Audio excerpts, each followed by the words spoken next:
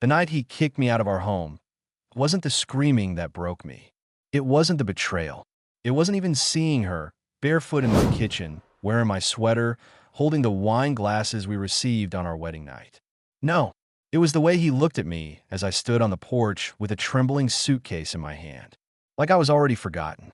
Like I was nothing but a chapter he'd grown bored of and decided to tear from the book. He closed the door on me without hesitation. 2 days later, he was on his knees begging me to come back. And the reason? Let's just say karma didn't knock on his door. She broke it down.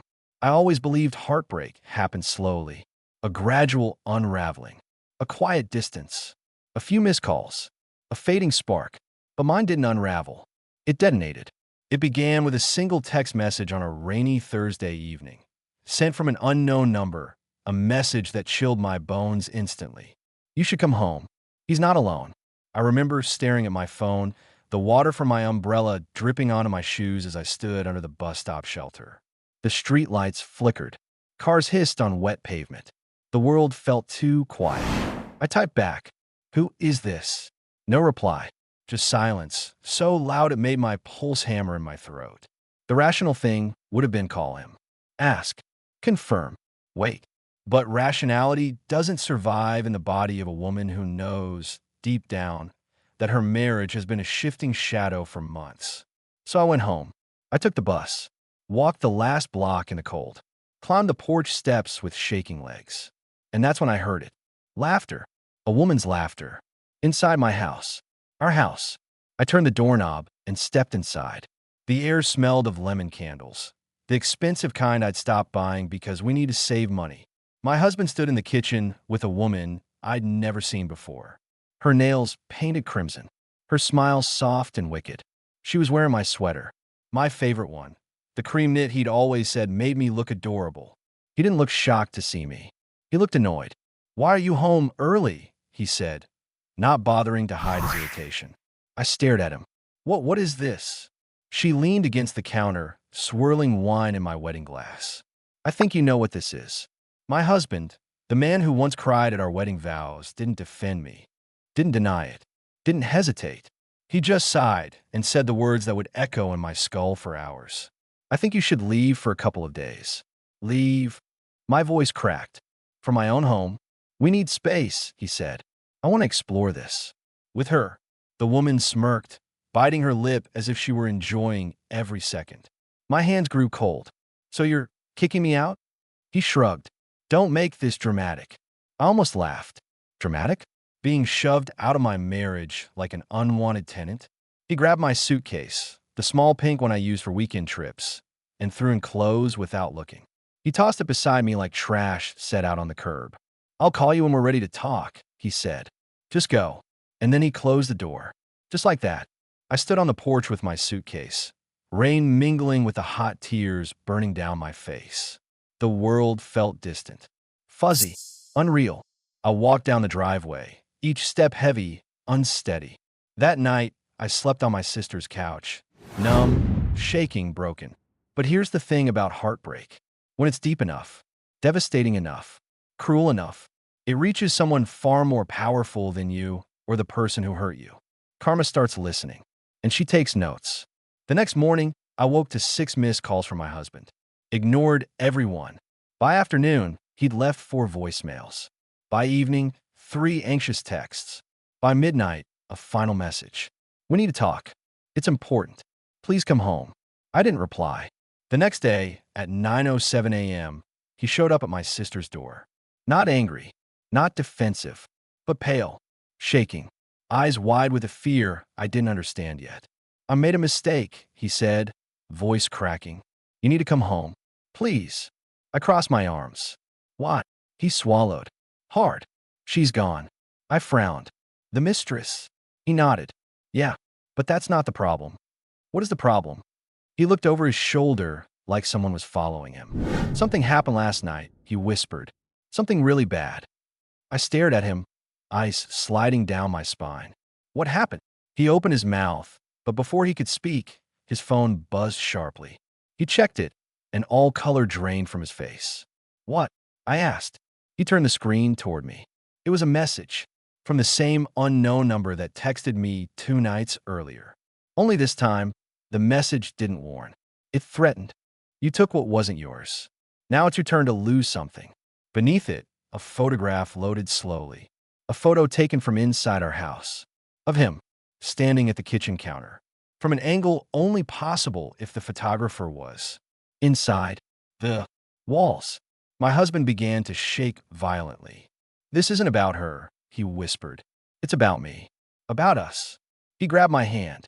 Please, he begged. Come home, before it gets worse. But the truth was already dawning on me. He kicked me out of our marriage for his mistress. And now, something, or someone, was kicking him out of his sanity. Karma had arrived, and she was just getting started. I didn't agree to go home with him. Not immediately. When a man throws you out of your own life, your own kitchen, your own identity, and replaces you with a stranger in your sweater, you don't just march back because he suddenly grew a conscience. But fear, real fear, the kind that drains color from a face and turns hands cold, that's harder to ignore. He stood on my sister's porch trembling, every breath sharp and shaky, like each inhale burned. What do you mean something happened? I asked. He kept scanning the street. Not here. Can we go inside? I'm not inviting you in, my sister said firmly from behind me. You kicked her out. He flinched, guilt knifing across his expression. I know, and I'm sorry. But please, we're not safe. My sister stepped forward. Safe from who? He shook his head. I don't know. I crossed my arms. Start explaining. He swallowed. After you left, He stopped, grimaced. We were drinking. Okay. I don't care what you were doing. I snapped. The mistress. The woman in my sweater. The one he threw me away for like I was last season's trend. He winced again. Fine. She went to take a shower.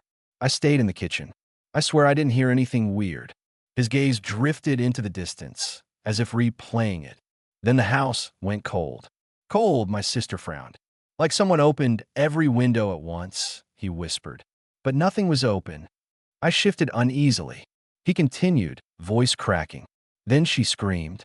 My stomach tightened. She was in the bathroom, he said. The shower was running. But she wasn't inside. The curtain was pulled back and steam was everywhere, except the mirror. What do you mean? I asked. He swallowed again. Someone had written on it. Written what? My sister pressed. He closed his eyes. 3 words. Not yours. Leave. A chill skittered up my spine. She ran out of the bathroom crying, he said. She grabbed her clothes and bolted out the back door without even putting her shoes on. She wouldn't answer my calls. I haven't heard from her since. Good, I wanted to say. Serves her right. But his face. He actually looked terrified. Not guilty. Not ashamed. Terrified. And then he said shakily, This morning I found the back door open. I swear I locked it. I swear. I didn't respond. Just watched his hands tremble. Then the message came. He held up his phone. The same number that texted you. The unknown number. The one that warned me before he kicked me out. The photo, he whispered. Whoever sent it, they were inside the house. My sister exchanged a glance with me. One that said, Are you buying this? I wasn't sure. But the photo, that shook me. Show me the house, I finally said. He exhaled with such relief, it almost irritated me. Almost. The drive back felt like sinking into a nightmare in reverse. The city passed in muted flashes. The neighborhood felt colder. The street I used to call home felt tighter, narrower. When we pulled into the driveway, my breath caught in my throat. The blinds in the living room were open. Wide open. We never left them like that. He froze beside me. I closed those. Sure you did, I thought. But something in his voice cracked. I stepped out of the car. The grass was damp from last night's rain. A single woman's shoe, small, black, unfamiliar, lay in the flower bed. The mistress's shoe.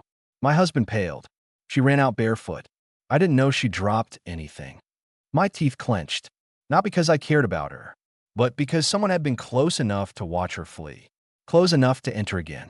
We walked up the porch steps, the old boards creaking under my feet. Memories pressed around me like walls closing in. Our first renovation argument. Our Christmas mornings. Our nights talking until 2 a.m. Now, those memories felt like lies. The key trembled in his hand as he unlocked the door. And when the door swung open, the scent hit first. Not lemon candles. Not perfume. Cold. Wet. Rotting. The house smelled wrong. He covered his nose. Do you smell that? Yes. We stepped in. The kitchen looked the same as when I left. Our wine glasses on the counter, plates in the sink, lights off. But the air felt thick, like someone had been breathing inside it all night. I walked down the hallway toward the bathroom, his footsteps trailing close. You shouldn't go in there alone, he whispered. You lost the right to tell me what to do. The bathroom door was open. The shower curtain was pushed to the side. Steam no longer fogged the room. But on the mirror, faint and smudged, but still visible, were the letters. Not yours. Leave. My stomach lurched.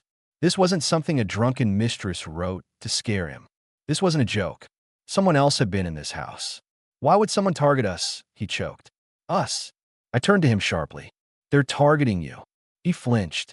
We need to leave, he said, voice shaking. Now, please. But I wasn't finished. I stepped into the bedroom next and froze. All the drawers were open, clothes thrown on the floor. The bedside lamp knocked over. Did you do this? I asked. No, he whispered. This wasn't like this last night. He ran a shaky hand through his hair. I think it was her, he said quietly. The mistress.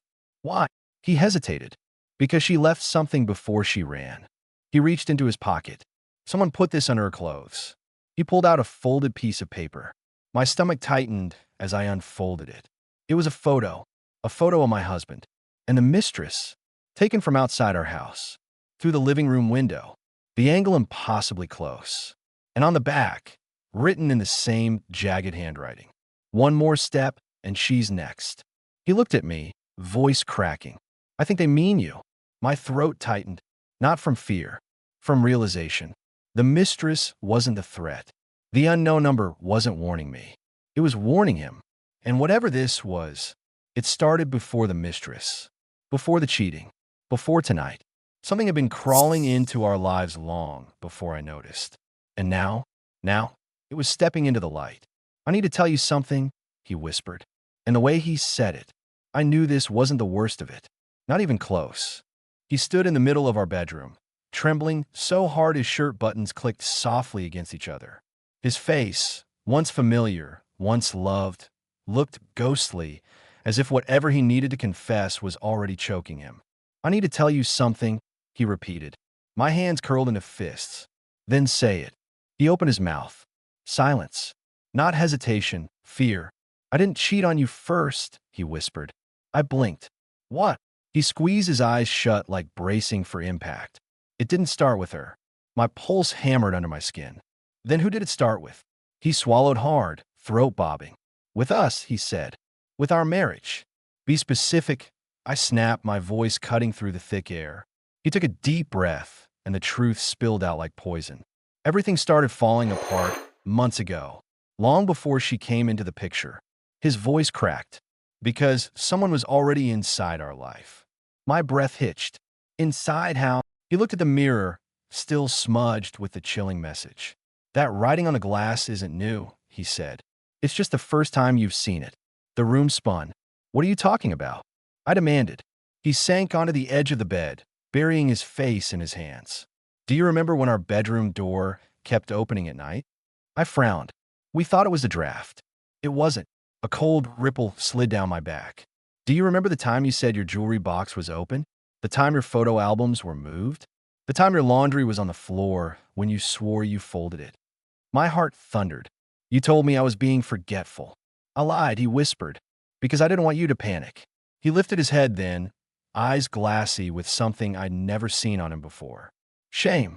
One night, he said slowly, I woke up because I heard whispering. My breath caught. The house was old. The vents made noise. Pipes groaned. But whispering, I shook my head. You're not making sense.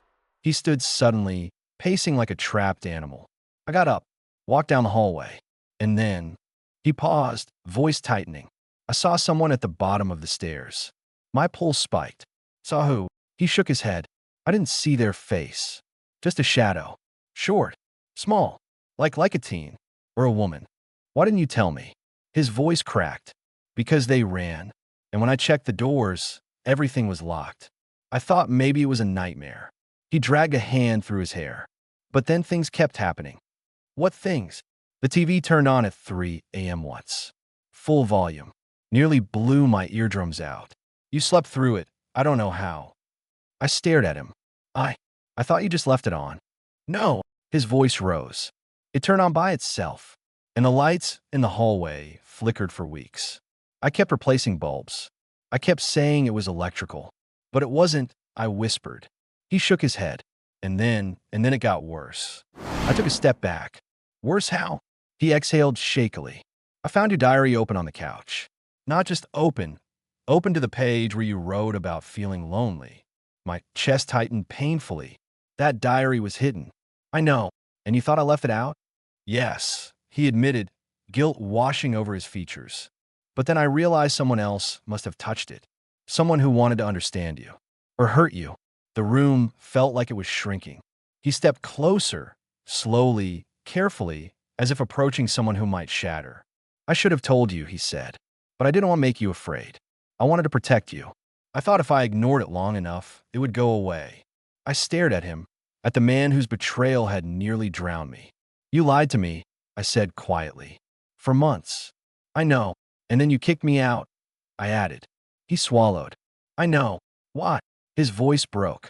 Because I thought the house wanted you gone. A chill like ice water spilled down my spine. What? I whispered. That message, he said, gesturing toward the mirror. Not yours. Leave. I saw that message once before. Months ago. Faint. I wiped it clean before you could see it. I shook my head violently. You're lying. He shook his, more violently. I swear I'm not. My stomach turned. And I found something else a month ago, he continued. But I threw it away because I didn't know how to explain it. What did you find? I asked, dread coiling in my chest. He hesitated. Then he reached into the inner pocket of his jacket. Slowly, carefully, as if afraid the object might burn him. He pulled out a photograph. A printed photo. Of me. Sleeping. In our bed. Taken from the doorway. From a low angle. A perspective only someone standing inside the room could have captured. My skin crawled. It was on your pillow, he whispered. The night after you went to visit your mother. I stared at him, unable to breathe. Why didn't you tell me? I choked. Because I was scared, he cried. Scared you'd leave. Scared you'd think I failed you. Scared of what it meant. He took a trembling step forward. I thought if I kept the house calm, if I played along, if I didn't provoke whatever this was, it would stop. Whatever this is? I whispered. He nodded, pale, shaking. But the next words, out of his mouth, nearly dropped me to the floor. He reached into his jacket again and pulled out something small, something metal, something I recognized instantly. My necklace. The necklace my mother gave me. The necklace I thought I lost 2 months ago. Except the clasp was broken. And on the delicate silver chain, woven through the links, was a single strand of hair. A strand that wasn't mine. I found this under the bed, he whispered. Wrapped around nail. Like someone was pulling things down there. I staggered back. Too far. Too fast. Until my spine hit the wall. I didn't kick you out because of her, he whispered. I kicked you out because I was afraid something in this house wanted you gone. My throat closed. My vision blurred. He reached for me, but I jerked away. The fear in his eyes was real. The panic in his voice was real. And the cold truth settling in my bones was real too. This wasn't just betrayal. This wasn't just infidelity. This wasn't just a broken marriage. Something had been watching us, living with us, choosing moments, leaving messages, taking photos, and it wasn't done. Because at that exact moment, my phone buzzed in my pocket. I pulled out slowly. Another message from the unknown number. One sentence, one that made my blood run ice cold. You shouldn't have come back. The message on my phone blurred as my hands trembled. You shouldn't have come back. I stared at the screen until my vision sharpened again, until the letters stopped swimming and instead carved themselves into my mind with icy precision. My husband swallowed hard. What did it say? I turned the phone toward him, his face drained. Oh God. Oh God. I echoed. Is that all you have to say? Someone has been inside our home, watching, touching my things, taking photos of me while I slept, leaving threats. And you didn't think to mention any of this before you kicked me out for your mistress? He flinched like I had slapped him. I know. I know I was wrong, but I didn't know what else to do. Everything kept escalating. Every day, I felt like something was staring at me from inside the walls. The walls. I repeated hollowly. Yes, he whispered. The scratching. The faint breathing. The way the lights flickered whenever I said your name out loud. A chill slithered down my spine. This couldn't be real. This couldn't be happening. But the messages, the photos, the writing on the mirror, they were real. And something inside me already knew. This wasn't the kind of threat a human could explain away. The house felt different. Heavier. Watching. As if it had been waiting for me to return just so it could react. I stepped back into the hallway. The smell of rot now stronger, colder. My husband reached for my arm. Don't go alone. I pulled away. You lost the right to hold me. His face broke, but I didn't stop walking. My feet took me toward the closet at the end of the hallway, the one that always bothered me without explanation. The handle felt colder than it should have. I wrapped my fingers around it. Don't, he said sharply. I opened it anyway. Inside, darkness. Shelves lined with towels and sheets. Cleaning supplies. The vacuum cleaner leaning crookedly. But something was wrong.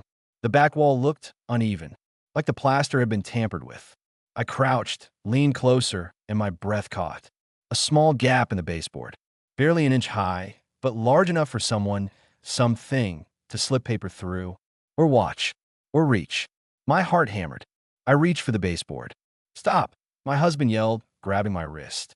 Let go. You don't know what's in there. I'm not living afraid anymore. We struggled for a moment. Fear against fury, guilt against grief, until I tore my arm free. I tugged the baseboard. It came loose with a soft crack. The smell that seeped out was sickening. Rotted wood, stale air, and something metallic like old blood. I gagged. My husband covered his nose. I told you not to open it, but I wasn't listening. I reached into the dark space behind the wall. My fingers brushed something. Paper. I pulled it out. A stack of photographs, at least a dozen, bound together with a thin red ribbon. My hands shook as I untied it, and the breath left my lungs. They were all of me. Sleeping, cooking, walking down the hallway, changing clothes, crying on the bathroom floor. The earliest one, dated from 1.5 years ago. My husband stared at the photos, horror widening his eyes. I didn't take those, he whispered. I swear to God. I swear on everything. Tears blur my vision. Someone was watching us even then. I whispered. Someone was inside our home long before she came into the picture. I flipped through the stack, my blood freezing as I reached the last photo. It wasn't of me.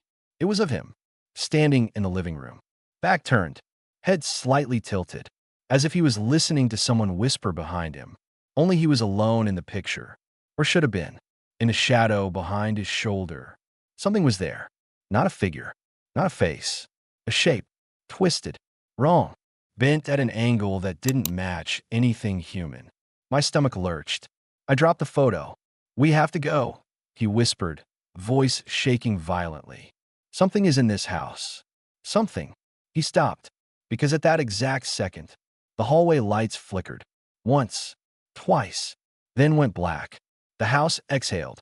A deep, unnatural groan vibrated through the walls, like wood twisting under invisible pressure. My husband grabbed my hand. Run! But before we could move, something scratched the wall behind us. Slow, deliberate, 3 long, dragging lines. Then a fourth. My breath turned to stone. Another sound followed. Not scratching, breathing. Close. Too close. My husband squeezed my hand so hard it hurt. It's here, he whispered. It's here with us. I lifted my phone to turn on the flashlight, but before I could, the screen lit up with a new message. From the unknown number. 4 words. Stop opening my walls. I screamed. My husband yanked me toward the front door, but as we stumbled forward, the door slammed shut on its own. Hard. Locked. The house had decided. We weren't leaving. Not yet.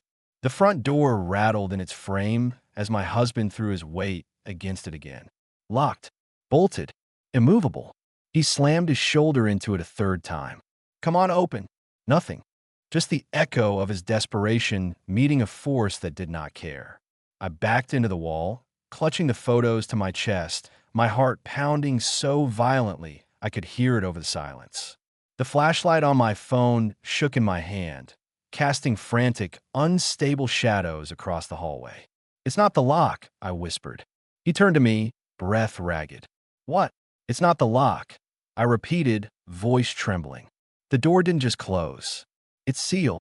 His eyes widened. "That's not possible." The lights flickered overhead, a stuttering pulse. Then darkness again. I could hear him breathing, fast, uneven, animal-like. But beneath that, something else. A soft dragging sound. Somewhere behind us. The photos slipped from my hand, spilling across the floor like broken memories. I didn't dare lean down to gather them. "Don't look behind you," he whispered, terror breaking his voice. My blood went cold. "Why not?" His breath hitched. "Because if I describe what I see, I'll lose my mind." The floorboard under my bare foot creaked. Slowly, slowly, I turned my head. The hallway stretched out behind us, longer than it should have looked, shadows swallowing the far end wall. My phone's weak light trembled across peeling wallpaper, the open closet door, the broken baseboard. For a moment, there was nothing. Then I saw it. A shape. A figure crouched low at the corner of the hall. Half hidden, half visible. Not a person. Not entirely. Too small. Too thin. Limbs too long. Bent backward like a spider, trying to pretend it was human. My breath seized. My husband didn't move. The air turned thick, suffocating. The shape shifted, very slowly.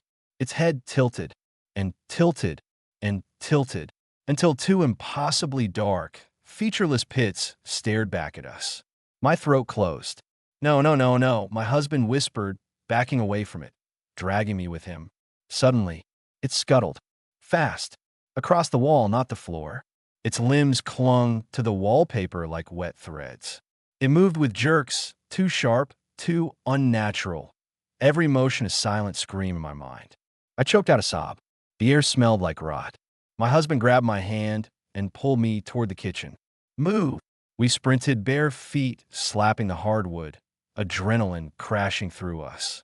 Behind us, a thump, then a scrape, then the sound of something crawling far too quickly. He shoved me into the kitchen and slammed the door behind us, locking it. His chest rose and fell in panicked bursts as he dragged the heavy table against the door. "It's not stopping," he said, voice shaking. Another thump outside. The door shook violently. Once. Twice. A shadow passed under the crack, thin and wrong. I clung to the counter, legs trembling. "What does it want from us?" He didn't answer, because for the first time since this nightmare began, I knew he didn't know. He had lied about a lot, hidden even more, failed me in ways I didn't think were possible. But this fear, it was real, and it was mutual. The pounding eased. Silence, but a silence that screamed. My husband pressed his ear to the door. "Do you hear anything?" I whispered. "No," he said softly. "I think it's gone. Gone." That was the kind of thought that made people die in horror films. "No, it's not," I whispered. "Then where?" A faint voice cut him off. From the kitchen vent. A whisper. "I'm here." I froze. My husband staggered back from the stove, eyes wide and unblinking. The whisper came again, sliding through the vent like a child speaking through a pipe. "You found my walls." My hands went numb. My lungs couldn't pull air. The whispering shifted, higher, lower, overlapping, as if more than one voice lived inside the narrow metal tunnels. "Then, you opened my hiding place." My husband turned to me, shaking his head violently. "Don't respond. Don't say anything. Don't." But the whisper didn't wait for me. "You took my pictures." I clutched the counter so tightly my nails dug into the wood, splintering it. The voice softened. "You came back." Then a shift, like someone smiling through the dark. "Now you listen." The vent rattled. Then a sound slipped through the metal. A giggle. Not a woman's. Not a man's. Not a child's. Something in between them all. Something that didn't belong to any living thing. My husband's voice cracked. "What do you want from us?" Silence. Then slowly, the whisper replied, "I want what she took." He looked at me. "You," he whispered. My heart stopped. Before I could speak, before I could even process it. A violent, Ear-shattering screech blasted through the vent, like nails dragging across steel. The lights exploded overhead. Smoke burst from the ceiling. The kitchen vent blew open, cover slamming onto the floor. And through the darkness inside the vent, I saw an eye. One single eye, blinking, watching, waiting. And then, it dropped something. A folded piece of paper. It landed inches from my bare foot. My hand shook so hard it hurt as I bent to pick it up. I unfolded the note. It wasn't a threat. It wasn't a warning. It was a sentence. Well, I didn't understand. One that stole the breath from my lungs anyway. I want what she stole. Who? I whispered. The vent hissed, and the voice answered. Your mother. The kitchen fell silent after the voice spoke. My mother. My mother. The word echoed in my skull like a bell struck underwater, muffled but impossible to ignore. My mother had died 3 years ago. Peacefully, quietly, at home, holding my hand. She wasn't part of this. She couldn't be. My husband stared at me, chest still heaving, eyes wide with a different kind of fear now. Fear directed at me instead of the house. What did your mother steal? He whispered. I don't know, I stammered. But a part of me, a tiny, buried part, felt a cold shiver of recognition. Something I had forgotten, or refused to remember. A memory brushed the edge of my mind like a hand skimming water. My mother's voice, shaking, urgent, saying, you can't ever bring that back into the house. I pushed the memory away then. But now it clawed its way forward. My husband leaned closer. What did she take from this thing? I don't know. I cried, my voice breaking. From the vent, the whisper returned, low and satisfied. She knew. I staggered back, the tiles cold under my feet. No, I whispered. No, my mother never. She wouldn't. The vent grumbled with a soft, rasping laugh. Lies. My husband grabbed my shoulders. Think. Something she hid? Something she kept from you? I don't know. I repeated, panic rising like a tide inside my throat. But the truth was sharper, clearer than I wanted to admit. My mother had hidden something. Something she never explained. Something she told me not to touch. Something I had forgotten about until now. I shut my eyes, and the memories slammed into me. My mother sat on the living room floor, sorting old boxes. Dust floated through the shafts of afternoon light. She was humming softly, calm, peaceful. Then she opened a small wooden box. Her face changed instantly. Not fear, not sadness, anger. She snapped the lid shut so fast her fingers trembled. I reached for it instinctively. What's in there? She jerked back. Don't touch that. Why not? She shoved the box into a larger bin and covered it with blankets. It doesn't belong to us, she whispered, and it shouldn't have been here in the first place. Then throw it out. She looked at me sharply. You can't just throw out something like this. It wasn't meant to be found. Her voice shook, and then she whispered words I never understood. Some things stay buried for a reason. The memory vanished as quickly as it came. I opened my eyes, breath shaking violently. I whispered, I think she hid something. Something from the house. Something she shouldn't have taken. What was it? My husband pressed. I don't know. I cried. She never let me see it. She hid the same day I saw her open that wooden box. After that, she locked it away. Where? My stomach twisted. The attic. A groan rumbled through the vents overhead. The voice, closer now, angrier, rasped through the metal. Bring it back. My husband grabbed my wrist. We're not going up there. But something inside me, fear, guilt, instinct, said we had no choice. If my mother took something, I said softly, maybe giving it back will make this stop. Or kill us, he muttered. The kitchen light flickered. Smoke drifted from the burst bulbs overhead. The vent grated loudly as something pressed against it from inside. Bring it back. My pulse raced. I looked at my husband. We need a flashlight. He nodded reluctantly and opened the junk drawer. As he fumbled through batteries, I whispered, why didn't it go after me when I left? He froze. Because it didn't want you to leave, he said. It wanted you alive. For what? He swallowed slowly. I think it wants something only you can give it. A cold wave washed over me. No, I whispered. It wants what my mother took. He shook his head. You don't understand. If it only wanted the object, It wouldn't have followed me. It wouldn't have watched you. It only threatened me after you came back. The attic ladder creaked. On its own, we both snapped our heads toward the hallway. The ceiling panel was still closed, but something above it moved. A slow, deliberate thump. Another. Another. Something in a crawl space. Something crawling, dragging itself toward the attic entrance. My husband's face drained. No, he whispered. No, no, no. The voice from the vent hissed again. But this time it wasn't a whisper. It was a command. A growling, guttural, distorted scream that vibrated every nail in the walls. Go. Up. I clutched my husband's arm. We don't have a choice, I whispered. His eyes widened in panic. We absolutely have a choice. No. Tears blurred my vision. We don't. We stepped into the hallway. The house felt alive around us. Breathing, watching, waiting. The flashlight beam trembled across the ceiling. The attic latch shifted. Once. Twice. Then, click. It dropped open. The wooden ladder unfolded, slowly, as if pushed down by invisible hands. Creak. Creak. Creak. My lungs tightened. It's leading us, I whispered. My husband shook his head. It's luring us. I stepped forward anyway. This started with my mother, I said softly. It ends with me. He grabbed my hand again. If you go up there, he whispered, voice cracking, you might not come back down. I met his eyes. Then I looked up at the ladder, into the dark mouth of the attic. Something shifted above, skittering, soft, waiting. My grip tightened around the flashlight, and I placed my foot on the bottom step. Behind me, the vent hissed one more sentence, this time in a voice that sounded eerily like my mother. Hurry. The first rung of the attic ladder groaned beneath my foot. The sound was too alive, too aware, as though it would recognize me. My husband's fingers dug into my wrist. Please don't do this. I have to, I whispered. Because if I didn't climb this ladder, if I didn't face whatever was up there, if I didn't uncover the secret my mother died without explaining, then this thing would not stop.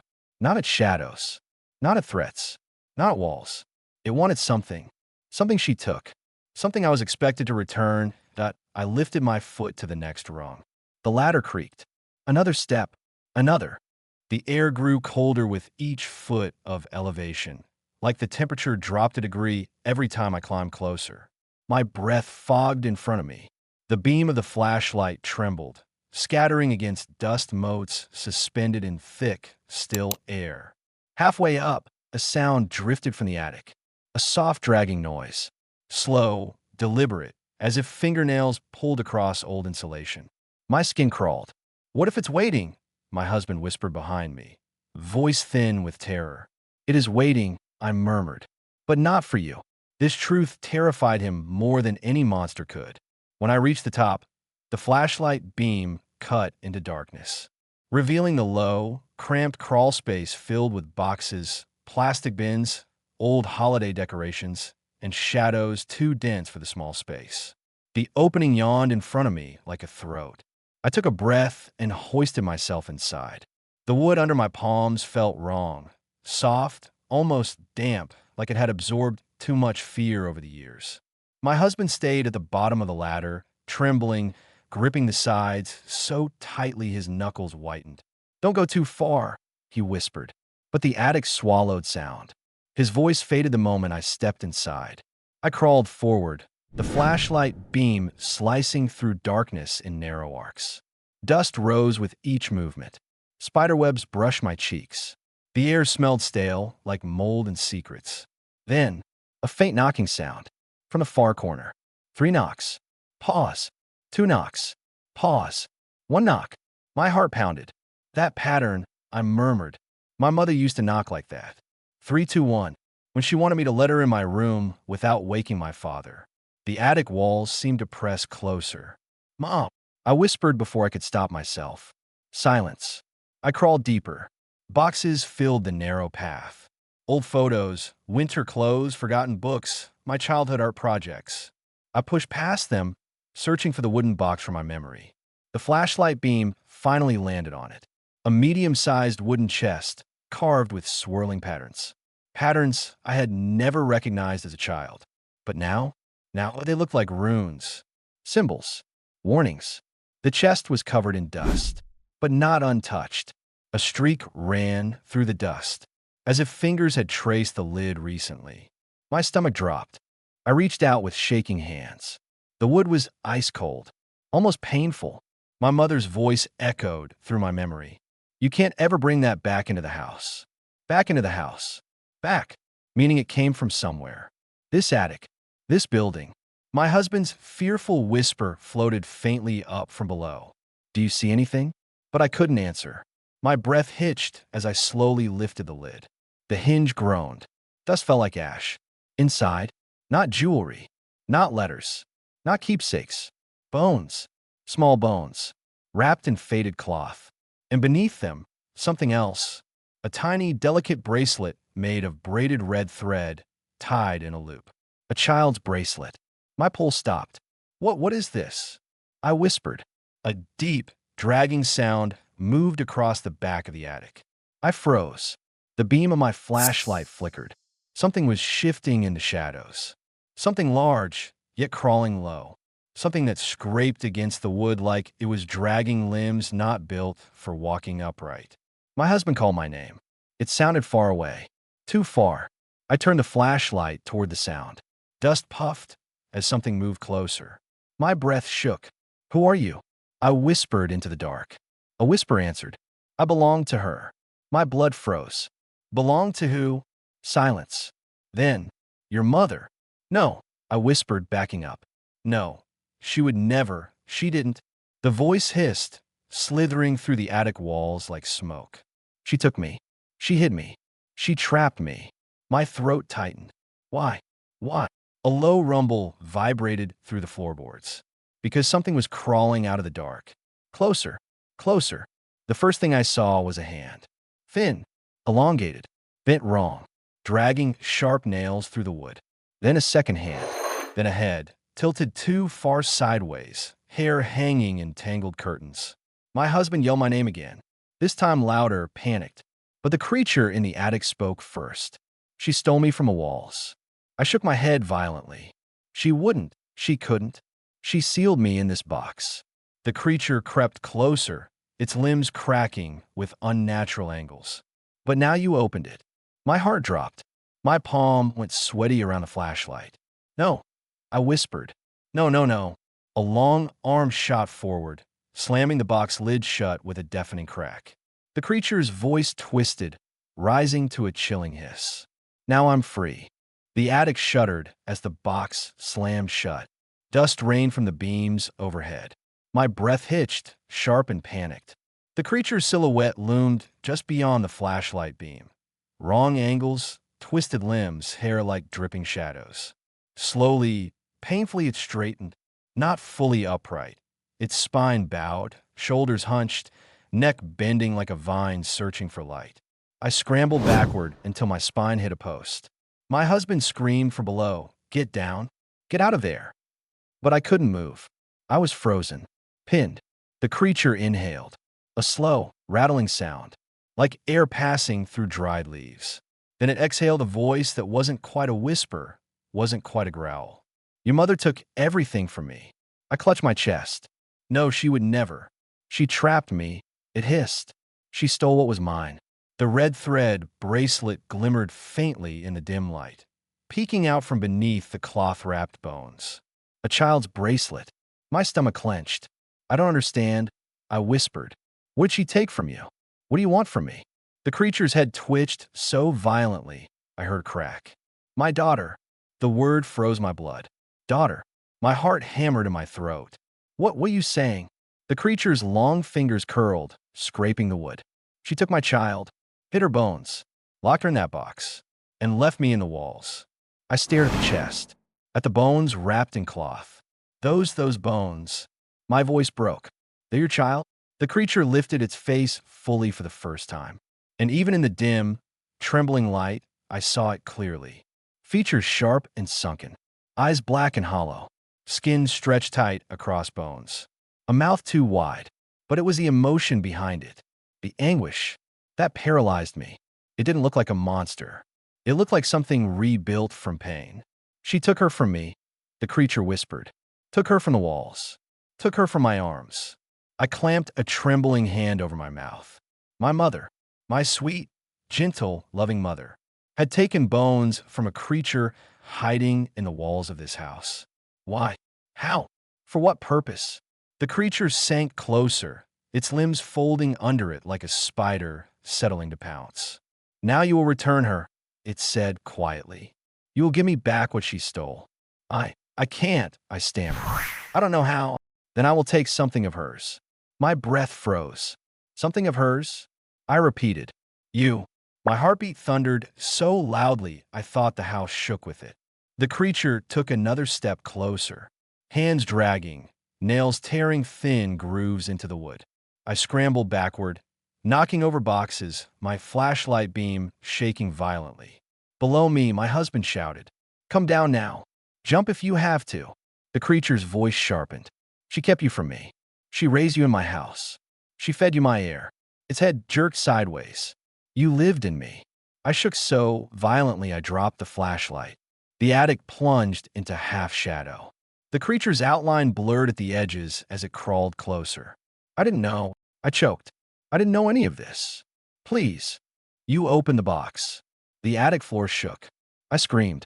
My husband yelled my name in pure terror. Something cracked beneath me, a board snapping under the weight of everything happening at once. Dust fell.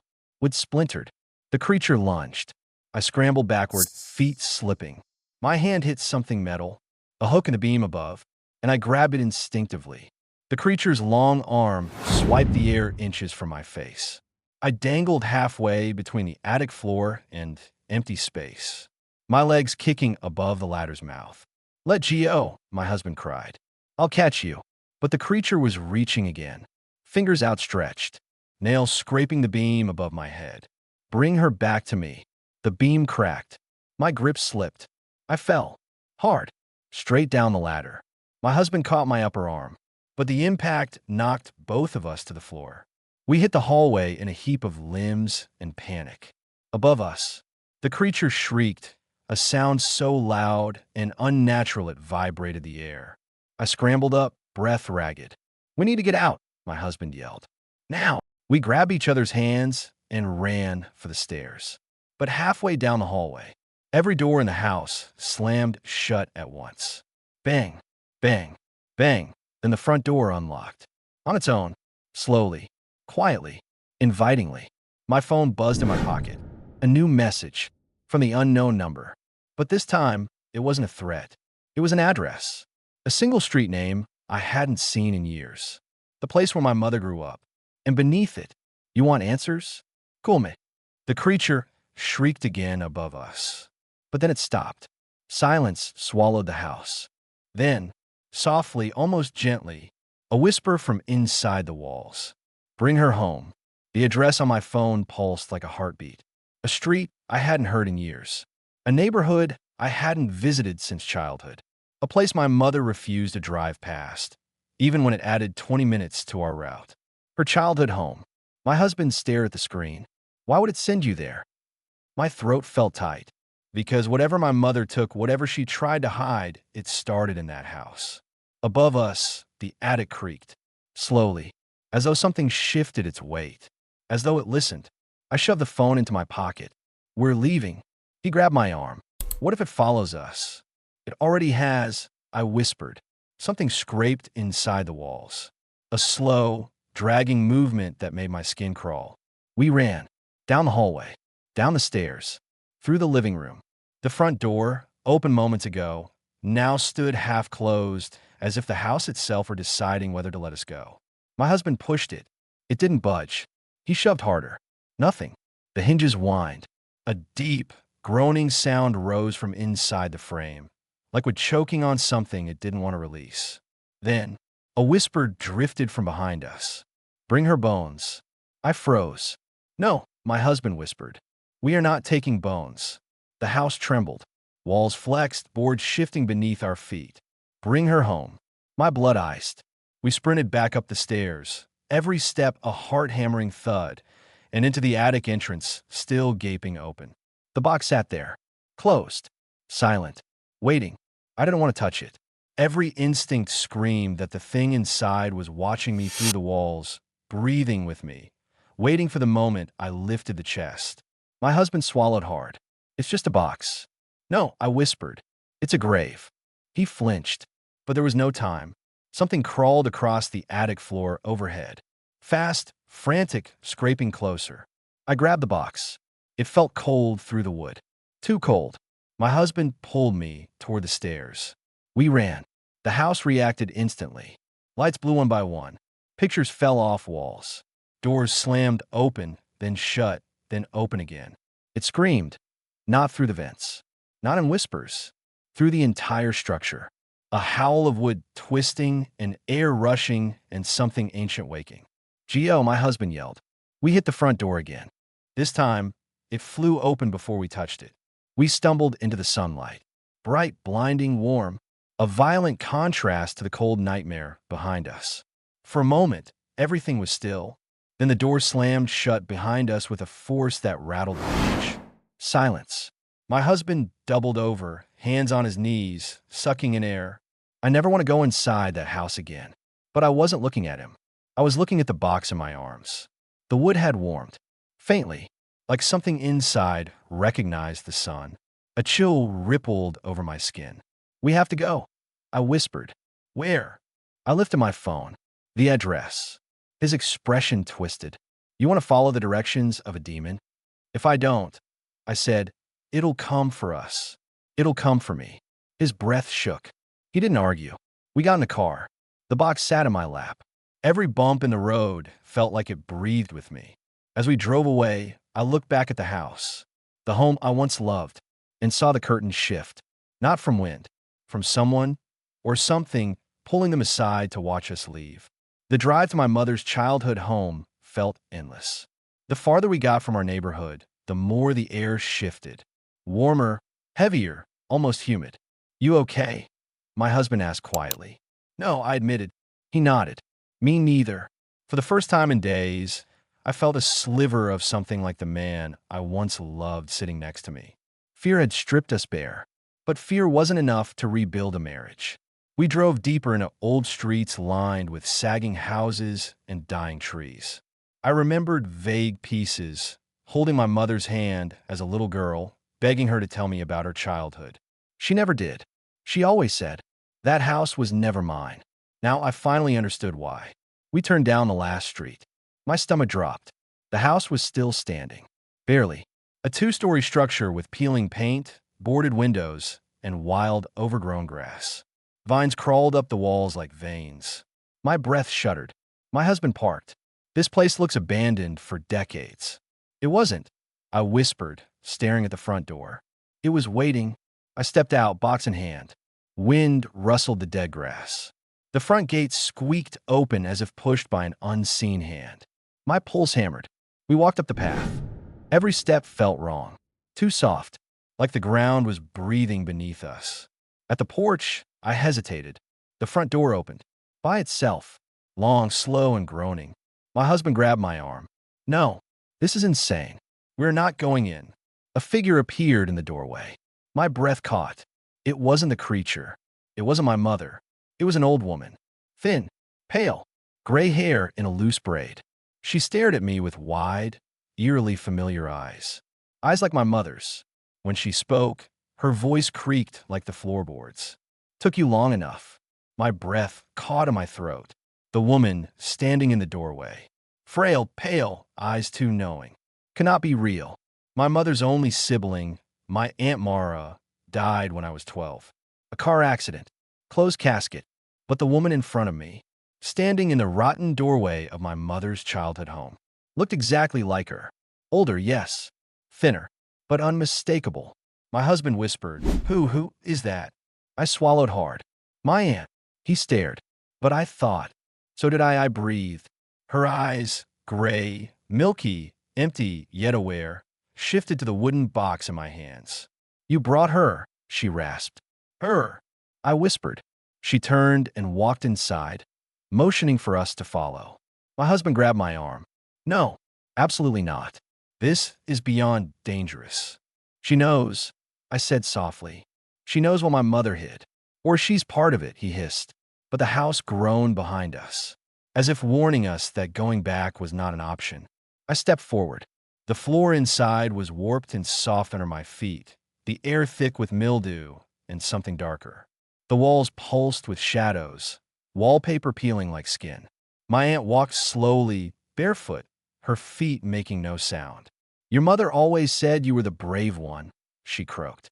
I flinched. She never talked about this place. She couldn't. Her voice cracked. "The house doesn't like its secrets told." My husband stepped close behind me, whispering, "We shouldn't be here." I tightened my grip on the box. "We have no choice." My aunt turned into what had once been a living room. Furniture lay overturned, mold eating through cushions. Photographs on the wall were blackened with age, water damage blurring the faces, except one. A photo of two young girls. My mother and Aunt Mara. They couldn't have been older than 10. Behind them stood a shadow, a tall one, a shape with no face. I stepped closer, heart hammering. "That," I whispered.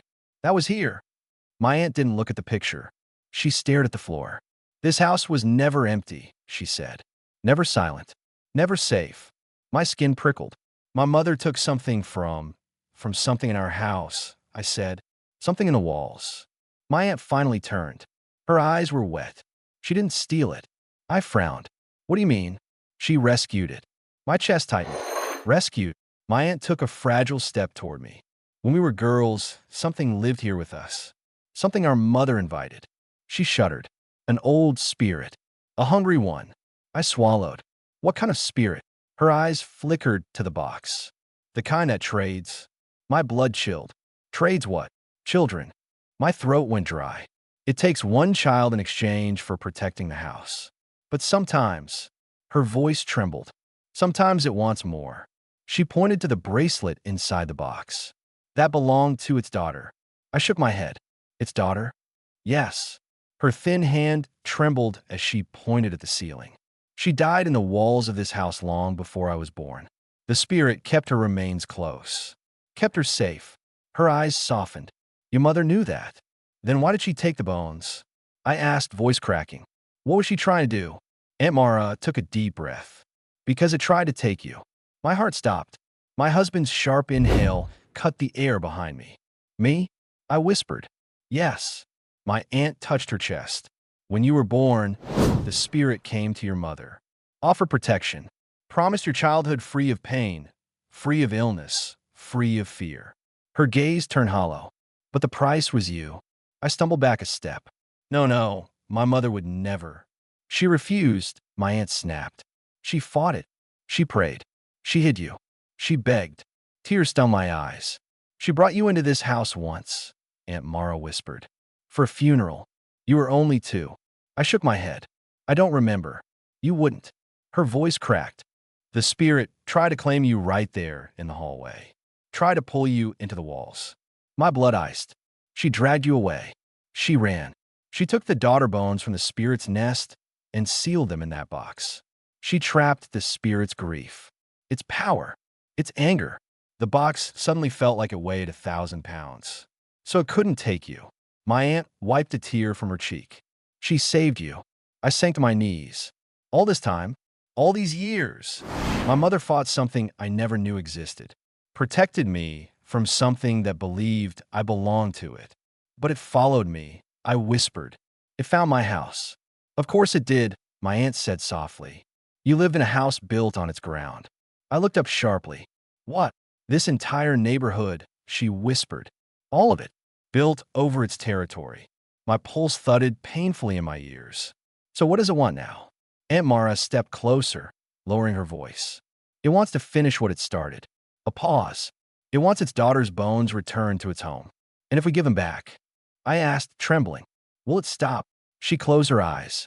"No spirit forgives stolen children." My breath caught. "But if you don't return them?" Her gaze slid to the doorway behind us. "It will take the next child it can reach." I froze. Slowly, very slowly, I turned my head. My husband stood rigid, pale, shaking. His hand hovered over his stomach. His voice cracked. We're having a baby." My heart collapsed into my stomach. My aunt stepped back. "Oh no," she breathed. "Oh no, it knows." The house groaned, deep, hungry, as if reacting to the words. "No, no, no." Then my phone buzzed. A new message from the unknown number. A message that made the room tilt around me. "Bring her back before the baby comes." The temperature inside my mother's childhood home dropped so fast I could see my breath hanging in the air. My husband's words echoed through the room, heavy and trembling. "We're having a baby." My aunt's expression collapsed into raw horror. "It knows," she whispered. "It heard. It always hears." A groan rippled through the walls, low, deep, and vibrating with hunger. "Why didn't you tell me?" I snapped at my husband, voice breaking. I, I found out yesterday," he stammered. I didn't know how to say it. And then everything started happening. The floor vibrated beneath us. The house itself reacting. Excited. Awake. My aunt grabbed my hand with surprising strength for her frail frame. "You must return the daughter's bones to their nest," she hissed, "before it claims what it believes is owed." "The baby," I whispered, chill sinking into my spine. "It wants our baby."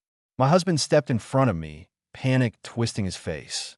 "No, no, it can't have." The lights above us flickered. Once, twice, then burst, glass raining down like glittering shards. My aunt pulled us both toward the back room, her breath ragged. "Come, now, before it arrives." But the walls were already shifting. The house moaned again, not in pain, but in anticipation. We ran down the hallway, my hands clutching the wooden box so tightly it dug into my skin. My breath hitched. The boards beneath us bent, sagged, as if something crawled underneath. My aunt pushed open a rotted door at the end of the hall. "This is where she died," she whispered, "where the spirit kept her, where the walls remember." The room smelled of dust and stale grief. Shapes moved in the corners, almost human, almost memory. My hand shook violently as I stepped inside. "What do I do?" I whispered. "Place the bones on the floor," my aunt instructed. "In the circle." "What circle?" She pointed. I hadn't noticed it at first. A faint outline burned into the wooden boards. A circle made from old ash and soot. My breath hitched.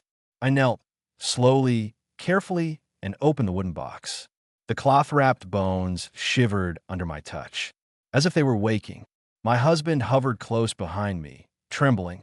"This is insane," he murmured. "This can't be real." A sound cut him off. A skittering, a dragging, growing louder, coming down the hallway. My aunt stiffened. "It's here." My pulse thundered so hard it drowned everything else out. "Quickly," she urged. "Lay them in the circle." I unwrapped the cloth. Tiny bones. Fragile. Precious. A small ribcage. A delicate skull. And a red thread bracelet, still tied around a thin arm bone. My throat ached with grief that wasn't mine. A mother's grief. A monster's grief. No, not a monster. A mother who had lost her child inside this house and never let her go. I placed the bones gently in the circle. The air shifted instantly. A soft wind, where no wind existed, floated through the room. A whisper of something ancient and aching. Behind us, the skittering grew louder. My husband pulled me up, voice cracking. "We have to hide." "No," I said. "He won't stop until these bones are returned." My aunt began whispering under her breath. A chant, a prayer, a plea. The walls trembled. Paint cracked. Something pressed against the doorway. A hand, long and thin, nails dragging across the frame. My husband's breath hitched. It found us. The creature stepped through. Twisted, bent, eyes hollow, hair dangling, face carved from grief and rage.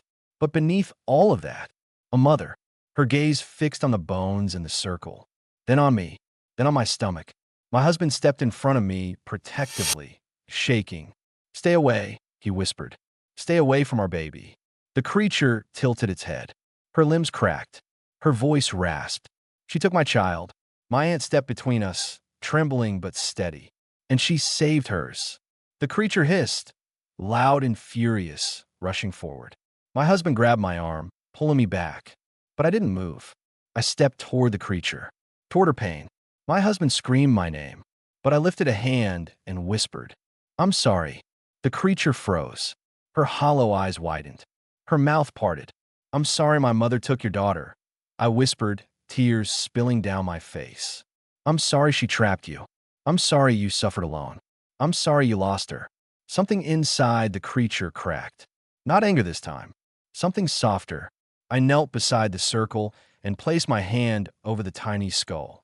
A warm pulse fluttered beneath my palm. "Take her back," I whispered. "Take her and be free." The creature dropped to its knees, limbs snapping, cracking, bending, and crawled toward the circle. She reached out trembling fingers. The red thread bracelet glowed faintly. A whisper echoed through the room. A child's giggle. Soft, faint, warm. And then the bones dissolved, turned to dust. The bracelet unraveled. The room brightened, a soft golden light blooming from the circle like sunrise. The creature froze. Her limbs sagged. Her twisted spine straightened. Her face, once contorted in pain, softened. She looked at me. Her voice, no longer a hiss, whispered, "Thank you." Then her body collapsed into ash. Silence.